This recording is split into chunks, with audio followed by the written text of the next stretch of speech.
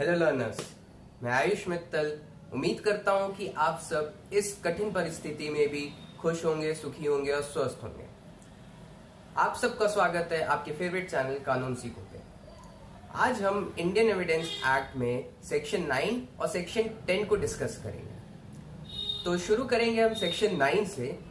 Section 9 5 तरीके के facts को बताता है जो रेलेवेंट हो सकते हैं। तो इन 5 तरीकों के फैक्ट में जो पहला फैक्ट है वो होता है इंट्रोडक्टरी या एक्सप्लेनेटरी फैक्ट। अब इंट्रोडक्टरी या explanatory facts are those facts which introduces or explains the fact and issue to re-establish it। जैसे कि हम एग्जाम्पल के तौर पे इलस्ट्रेशन ए ऑफ सेक्शन 9 देखेंगे। First we shall see illustration A of section 9। इस इलस्ट्रेशन में क्वेश्चन ये है कि एक डॉक्यूमेंट है, क्या वो ए जो एक पर्सन है उसका विल है क्या? तो जो भी ए की प्रॉपर्टी है और उसके फैमिली मेंबर्स के बारे में जो भी डेटा है, मतलब जो भी उस समय के प्रेजेंट के टाइम में इंफॉर्मेशन है उसकी प्रॉपर्टी, ए की प्रॉपर्टी और उसके फैमिली मेंबर्स के बारे में, then those facts are relevant facts. फिर इलस्ट्रेशन एफ है इन विच ए एक पर्सन जो है उसके ऊपर राइट का केस चल रहा है and he has been proved to march at the front of the mob। तो इस केस में जो भी मॉब का क्राइज है, जो भी वो मॉब जो भीड़ है चिल्लाते हुए जा रही है, that will be relevant as explanatory. मतलब वो उस एक्ट को, उस ऑफेंस को एक्सप्लेन करेगा और उस नेचर ऑफ क्राइम को बताएगा। तो ये हैं 2 इलस्ट्रेशंस, इंपॉर्टेंट इलस्ट्रेशन सेक्शन 9 में। और जो इलस्ट्रेशन एफ है राइट वाला, उसको लॉर्ड गार्डेन्स केस भी कहते हैं। और ये क्वेश्चन बहुत कभी कभार पूछ लिया जाता है एग्जाम में कि लॉर्ड गार्डेन्स केस क्या है। The second type of fact which section 9 makes relevant are those which support or rebut fact in issue. Like for an example, if there is an human skeleton and a superimposed image on that skeleton of the deceased will support the evidence, then this superimposed image will be considered relevant. The third type of fact is identity of a person. In Ramnathan versus State of Tamil Nadu, Supreme Court held that Section 9 makes identification parade admissible. Vibhavati Devi versus Kumar Raminder, court held that the person which are not party or does not know about the fact cannot be made party to the identification parade. 54A of CRPC states that the investigating officer needs the permission of the court before conducting an identification parade.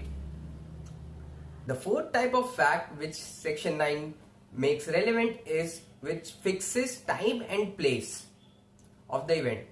Like for an example, in the encounter of Vikas Dubey, the tire marks and the overturned car, there will be an impact on the road, there will be some marks on the road. This fixes the place of the event. The fifth is the relationship between the parties.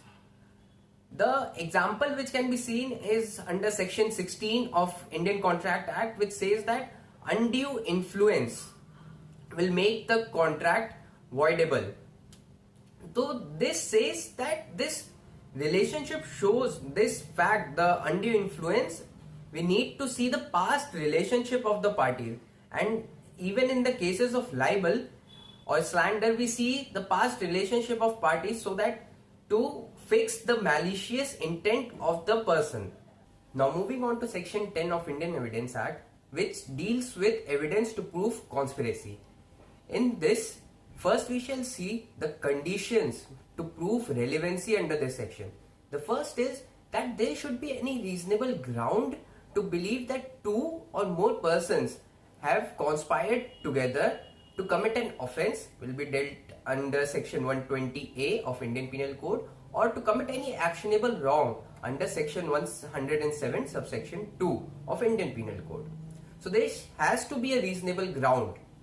Second is that there should be an intention, that is any one of the persons has shown an intention to commit that crime.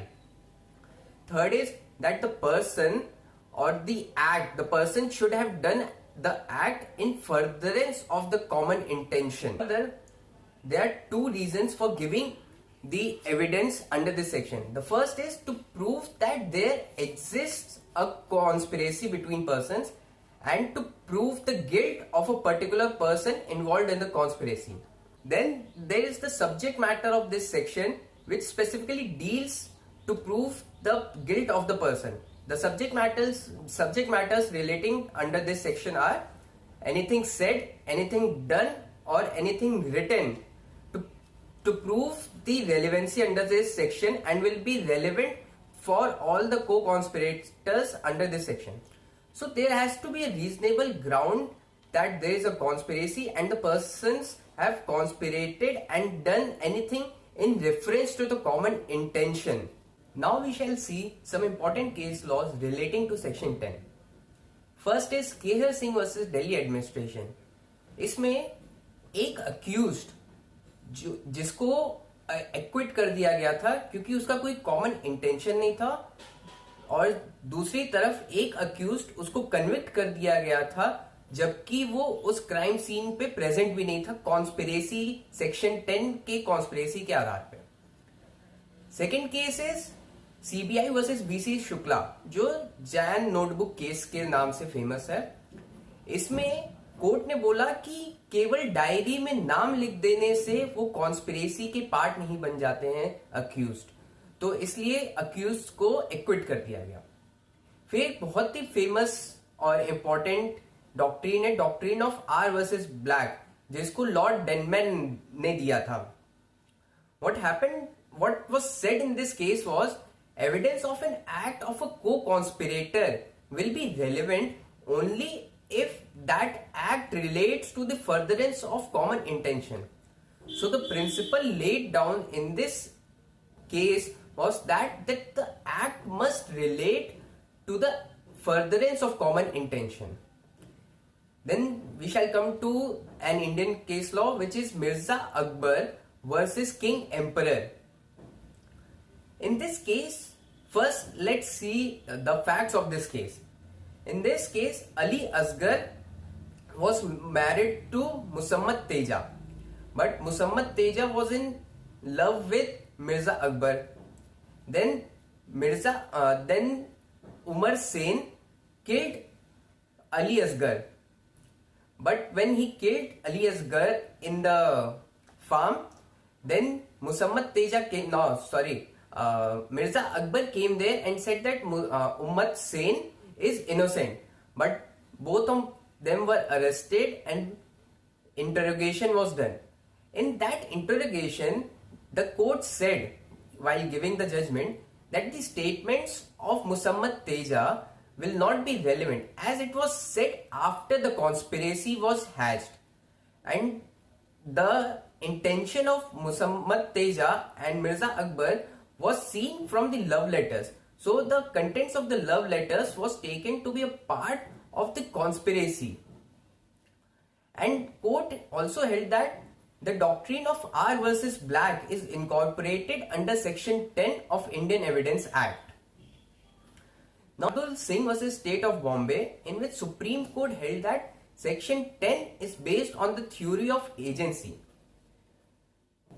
But we should keep in mind that criminal proceedings is not based on the principle of respondent superior or principal servant. Further, section 10 is not relevant in confessional statement. Now we shall see the difference between Indian law and English law. Indian law says that the act should be in reference to common intention, whereas the English law states that the act should be in furtherance of common intention. This creates a confusion, but in case laws, the courts have said that both are the same thing. दूसरा difference जो निकल के आता है वो section 10 के illustration से आता है, जिसमें कि अगर कोई आदमी कॉन्स्पिरेसी के पहले या उसके बाद में भी ज्वाइन करता है तो उसको भी कन्विक्ट कर लिया जाता है, भले ही उसको अपनी गलती का एहसास हो गया हो और वो कुछ भी करने से पहले छोड़ दिया हो। यही चीज इंग्लिश लॉ में प्रोटेक्टेड है ऐसे आदमी, लेकिन सुप्रीम कोर्ट ने इसको क्लैरिफाई किया है और बोला है कि अगर टाइम पीरियड कॉन्स्पिरेसी का बहुत छोटा है तभी ऐसे आदमी इसमें इंक्लूड होंगे जो तुरंत छोड़ दिए हैं या तुरंत ज्वाइन कर लिए हैं कॉन्स्पिरेसी के। Section 10 is also said to be a necessary evil as it ropes in also the persons who have regretted to their crime and have joined just before or after the conspiracy has hatched.